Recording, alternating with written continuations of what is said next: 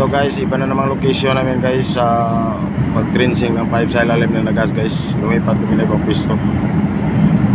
So ayun o, ayun na may drilling rig doon, jack up. Ayan. Ayan. So malinaw yung panahon dito ngayon guys.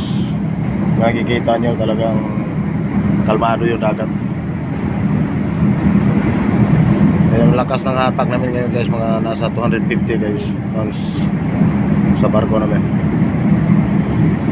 So yung nakikita nyo may buya ro, no? Connected yan sa plow guys. Ayan. So ito yung titirahin namin guys sa pag trenching ng pipeline sa ilalim ng dagat. Mga ano to,